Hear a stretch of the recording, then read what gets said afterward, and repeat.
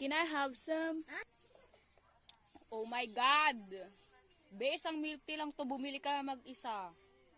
Wow, naalala mo ba? Binigyan kita ng kalahati ng donut ko, tapos ikaw napaka-selfish mo. Oh my God! Mom! Ay hindi, wala akong bibigyan na kahit ano. Ikaw na lang bumili mag-isa doon, humingi ka ng pera kay mama. Wow! Mom! Si ate oh! Ano? Tawag ka ng tawag! Naghuhugas ako ng plato. Oh my God! Oh!